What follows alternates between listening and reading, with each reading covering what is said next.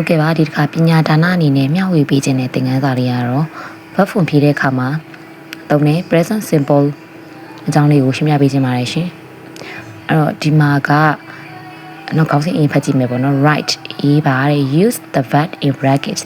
ခွင်းထဲမှာပေးထားတဲ့ verb တွေကိုတဲ့အသုံးပြုပြီးတော့ရေးပါတယ်ဆိုတော့ဒီမှာကခွင်းထဲမှာအကုန်လုံးကverb တွေပေးထားရပေါ့နော် original verb တွေပေးထားတယ်နော် base form တွေပေးထားတယ်အဲ့ဒီ verb တွေကိုသူကပြန်ညှိမှာပေါ့နော်ပြီးတော့စာကြောင်းတွေကိုဘာသာပြန်ကြည့်မယ်ဆိုရင်လည်းဒီမှာက she goes home at 3 o'clock 3နာရီမှာကိုဟောအိမ်ပြန်နေလို့နော်နောက်ပြီးတော့8နာရီမှာကျောင်းကိုသွားတယ်လို့9နာရီမှာအိယာဝင်နေလို့6နာရီမှာအိယာထားတယ်လို့9နာရီမှာညနေစာစားတယ်လို့ဒါတွေအကုန်လုံးကသူတို့အများအပြားလုံးလေးရှိတဲ့အလေးအထားတွေပေါ့နော်လုံးလေးလုံးထားရှိတဲ့အရာတွေကိုဖော်ပြတဲ့အခါမှာသုံးရတဲ့ tense က present simple tense verb အနေနဲ့ပြောမယ်ဆိုရင် verb 1ပေါ့ verb 1သုံးတာပေါ့နော်အဲ့တော့ဒီသင်ခန်းစာက verb form ဖြည့်တဲ့အခါမှာverb တွေကိုမျိုးမျိုးစဉ်းစားရပေါ့နော် verb 1လား verb 2လား verb ing သုံးပါလား infinitive သုံးပါလားဒါတွေစဉ်းစားရတယ်ပေါ့နော်အဲ့ဒီကမှာတစ်ခုဖြစ်တဲ့ present simple အကြောင်းကိုသင်ပေးမှာပေါ့နော်အဲ့ present simple ဆိုတာဗာလေ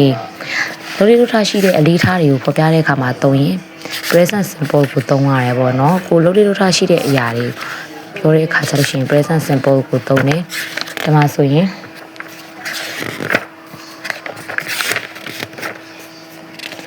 မတူပြောထားရနော် present simple tense ဆိုတာကတဲ့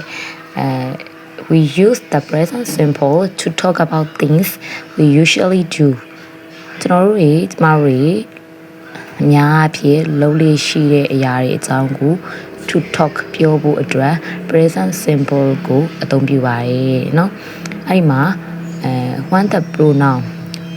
နာမ်စားစကားလုံးတွေဖြစ်တဲ့ he she is ဆိုလို့ရှိရင်တဲ့ we add ပေါင်းထည့်ပါတဲ့ us ဆိုတဲ့စကားလုံးကို to the verb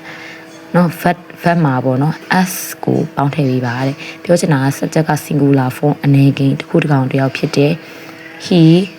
she pronoun မှာဆိုရင်တော့ he she it ဖြစ်နေမယ်ဆိုရင် singular form ဖြစ်တဲ့အတွက် verb မှာ s ပေါင်းပေးရမယ်တဲ့နော်နောက်တစ်ခါ when the verb ends in old we add es တကယ်လို့ဒါတဲ့ verb က o နဲ့ဆုံးနေတဲ့အခါဆိုရင်တဲ့ verb က o နဲ့ဆုံးတယ်ပေါ့ verb ရင်တော့ဒီမှာဆို go ကို o နဲ့ဆုံးနေဆိုရင်တဲ့ဘာပေါင်းပေးရမလဲ es ပေါင်းပေးပါတဲ့ the verb have is different have have ဆိုတဲ့ verb ကကြတော့ is different မတူတော့ဘူးတဲ့ have ကိုကြတော့ o နဲ့မဆုံးဘူးဆိုရင်ရိုး s ပေါင်းမယ်လို့စဉ်းစားမယ်ပေါ့နော် o နဲ့ဆုံးတဲ့စကားလုံးတွေဆိုလို့ရှိရင် es ပေါင်းမယ်ပေါ့နော်ဒါပေမဲ့အခြေခံမှာတော့ o ပဲမှတ်ထားပေါ့နော်တကယ်တော့ es ပေါင်းတဲ့စကားလုံးက o အပြင်တခြားဆုံးတဲ့စကားလုံးတွေရှိရဲပေါ့နော် o s c h s h အဲ့လိုမျိုးစကားလုံးတွေနဲ့ပေါ့နော် x နဲ့ဆိုရင်လည်း es ပေါင်းတယ်ပေါ့ဒါပေမဲ့ loss တွေကတော့အများကြီးမှန်ရှုံးပါဆိုလို့ loss တွေဒီသင်ခန်းစာအရာ o နဲ့ဆုံးတဲ့ verb တွေဆိုရင် es ပေါင်းမယ်ကျန်တဲ့ရိုးဆို s ပေါင်းမယ်ပေါ့ဒါပေမဲ့ have ကကြတော့ o နဲ့မဆုံးဘူးသူ s ပေါင်းမှလားမဟုတ်ဘူးเนาะသူကကြတော့ have ကကြတော့ဒီနှစ်ခုလုံးနဲ့မတူတော့ဘူးတဲ့ have ရဲ့အနေကိန်းကတဲ့ဘာပြောင်းပြရမှာလဲ has ပြောင်းပြရမယ် o နဲ့ဆုံးတဲ့ verb ဆိုရင် es ပေါင်းမယ်เนาะဒါပေမဲ့ကျန်တာဆိုရင်တော့ဘာပေါင်းမလဲ s ပေါင်းမယ်ပေါ့เนาะဒီမှာဆိုရင် he she it singular form အနေကိန်းမှုလို့ပြီးတော့ဒီသင်ခန်းစာအေးရထားလေးထားရှိအမှန်ဒီပေါ့နော်လုံးလေးလုံးထားရှိတဲ့အလေးအထားဆိုရင် verb 1သုံးမယ်ရှိရ he she it subject singular အနေကိန်းမှုလို့ verb မှာပေါင်းလဲ s ပေါင်းတယ် upm မှာမပေါင်းနော်ရှိရမွေးဘတ် gt gap မှာပဲပေါင်းမယ်နောက်ပြီးတော့ဒီမှာ go ကြတော့ o နဲ့ဆိုရင်ဘာပေါင်းလဲ es ပေါင်းတယ်have ကကြတော့သူ့ရဲ့အနေကိန်းကတသက်ရှိပြီးသားသူ့ရဲ့ singular form ကhave ရဲ့ singular form ကhas ဖြစ်ပါတယ်။ဒါဆိုရင်ဒီ exercise လေးကိုဖြည့်ကြည့်မယ်နော်။ဒီမှာnumber 1နမူနာဖြည့်ပြထားတယ် she goes home at 3 o'clock သူက 3နာရီမှာ Indian နေသူ3နာရီမှာ Indian လေးရှိရယ်ဆိုတဲ့အလေးထားကိုပြောချင်တာဖြစ်တဲ့ကြောင့်စဉ်းစားရမယ့် tense က present simple verb အနေနဲ့ဆိုရင် verb 1ဒါဆိုရင်ကိုက verb 1ဖြစ်ပြီးသား subject အနေနဲ့ညှိရမယ်she ဖြစ်တဲ့အတွက်ကြောင့်ခုနကပြောထားတယ် he she is ဆိုလို့ရှိရင် s ပေါင်းမယ်ဒါပေမဲ့ကိုကကြတော့ o နဲ့စုံနေလို့ပေါင်းပေးရလေ es ပေါင်းပေးလိုက်တယ်ပေါ့နော်နောက်နံပါတ်2ကိုကြည့်မယ် she planned at 6 o'clock သူမ6နာရီမှာအိယာထားတယ်သူ6နာရီမှာအများအပြည့်အိယာထားလေးရှိရဲ့သူလုံးလေးလုံးထားရှိရဲ့လေးထားကိုပြောတာဖြစ်တဲ့ကြောင့် present simple သုံးမယ် verb 1သုံးမယ် verb အနေနဲ့ဆိုရင် verb 1ပေါ့နော် tense အနေနဲ့ဆိုရင် present simple ဒါဆိုရင် present simple verb 1ဆိုရင် subject အနေများညှိရမယ် she ရဲ့ subject က pronoun က she ဖြစ်နေတယ် she ခုနပြောထားတဲ့ he she is ဆိုရင်ဘာပေါင်းပေးရမလဲ s ပေါင်းပေးရမယ်အဲ့တော့ get s မှာ s ပေါင်းရင်ဘယ်မှာပေါင်းပါလဲ get get မှာပေါင်းပါဗောနော် get s getပြီးတော့မှ upl လာမယ်ဗောနော် she gathered at 6 o'clock ဖြစ်မယ်နောက် number 3 က she blank to school at 8 o'clock ကိုပြီးထားတယ်သူမကတဲ့8နာရီမှာကျောင်းကိုသွားတယ်တဲ့ဒါဆိုရင်ဒါလည်းသူကျောင်းကိုသူသွားတဲ့အချိန်ညာအဖြစ်ရေဘူးရဖြစ်သွားလေးရှိတဲ့အချိန်ဖြစ်တဲ့အတွက်အလေးအထားကိုပြောခြင်း present simple ဘာဝံသုံးမယ်ဘာဝံဆိုရင် subject နဲ့များဟီတော့ she ကဒီ she ကဘောနော်ကောလည်း she က subject က she ဖြစ်နေတယ် he she is ဆိုရင် verb မှာဘာပေါင်းပေးရမလဲ s ပေါင်းပေးရမယ်ဒါပေမဲ့ဒီမှာ go ဆိုတော့ o နဲ့စုံနေတော့ဘာပေါင်းပေးရမလဲ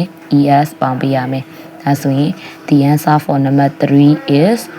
goes goes you have to write goes here ဒီနေရာမှာမင်းတို့ goes လို့ရေးပြရမယ်ပေါ့နော် number 4 she blank dinner at 7 o'clock 9နာရီမှာညစာစားတယ်များအဖြစ်သူ9နာရီမှာစားလို့ရှိရဲ့အလေးထားကိုပြောချင်တာဖြစ်တဲ့အတွက်ကြောင့် verb 1သုံးမယ် verb 1ဆိုရင် subject နေများညှိရမယ်ကိုလည်း she ဆိုတော့ he she က singular form ဆိုရင် verb မှာ s ပေါင်းပေးရမယ်ဒါပေမဲ့ he we have ကကြတော့ different ဖြစ်တယ်မတူဘူးပေါ့နော်ခြားနားတယ်we have မှာတွားပြီး s ပေါင်းလို့ရလားမရဘူးเนาะသူရဲ့ singular form အနေကိန်းပုံစံရှိပြီးသား have ရဲ့ singular form ကပါလေ has has ပေါ့เนาะဒါကြောင့် the answer for number 4 is has has free ညမှာ s လေးပြောင်းပေးရမယ် the last one number 5 ကကြတော့ she blank to bed at 9 o'clock သူမက9နာရီမှာအိယာဝင်တယ်ဒါဆိုရင်သူအိယာဝင်တဲ့အချိန်သူအိတ်တဲ့အချိန်ကိုပြောတယ်9နာရီမှာသူအိတ်လေးရှိရဆိုတဲ့အလေးထားကိုပြောတဲ့အတွက်သူဒီလေ present simple ပဲအလေးထားတွေရေဘူးရမှန်တရားတွေ general truth เนาะတော့ဒီရေဘူးရအမှန်တရားတွေအဲ့လိုမျိုးပေါ့เนาะအလေးထားတွေပြီးရင်ကိုယ့်ရဲ့ကြိုက်တယ်ဆိုတဲ့ဖော်ပြချက်တွေပေါ့နော် habits တွေဒါတွေဆိုလို့ရှိရင်ဘဝ1သုံးတယ်ပေါ့ဒီမှာကတော့ဒါသူ့ရဲ့ပြောမယ်ဆိုအလေးအထားပေါ့သူတို့လုံးလေးရှိတဲ့အလေးအထားကိုပေါ့ဖော်ပြရဖြစ်တဲ့အတွက်ကြောင့် tense အနေနဲ့သုံးမယ်ဆိုရင် present simple tense subject နဲ့ present simple verb အနေနဲ့ဆိုရင် verb 1ကို verb 1လို့ပြောကြရတယ်ပေါ့နော် verb 1လို့လည်းမှတ်တယ် verb 1ဆိုရင် subject နဲ့များညှိမယ် subject ကိုကြည့်လိုက်တဲ့အခါမှာ subject ကပါလေ she singular form အနေကိန်းဖြစ်တဲ့အတွက်ဘာပေါင်းပြရမလဲ verb မှာ s ပေါင်းပြရမယ်ဒါပေမဲ့ go ကဘာနဲ့စုံနေလဲ o နဲ့စုံနေတော့ o နဲ့စုံရင်ဘာပေါင်းပြရမလဲ es ပေါင်းပြရမယ်ဒါကြောင့် goes goes ဖြစ်သွားမယ်ဒါဆိုရင်အဖြေလေးပြန်လိုက်ကြည့်မယ် number 1ကထည့်ပြီးသား goes ပဲပေါ့နော် goes goes number 2က gets gas ups gathered တလုံးကြီးထွက်မယ်ဆိုရင် gas up ဖြစ်မယ်နော်အတန်ဆက်ဆိုရင် gathered number 3ကကြတော့ goes goes number 4 has number 5 goes goes ရမယ်နော်ဒီနေ့ပြောလိုက်တဲ့သင်ခန်းစာလေးကိုနားလည်မယ်လို့မျှော်လင့်မိပါတယ်တခြားဘယ်သင်ခန်းစာလေးတွေကိုလည်းသင်ပေးစေခြင်းလဲမျှဝေစေခြင်းလဲဆိုတာလေးကိုလည်း comment မှာရေးခဲ့ပြီးလို့ရပါတယ်ကဲလို့ပညာဒါနသင်ခန်းဗီဒီယိုလေးတွေကိုဆက်ပြီးတော့တင်ပေးခြင်းလဲဆိုရင် comment မှာပညာဒါနလို့မှတ်ခဲ့ပေးပါအောင်เนาะအားလုံးကိုကျေးဇူးတင်ရှိပါရရှင်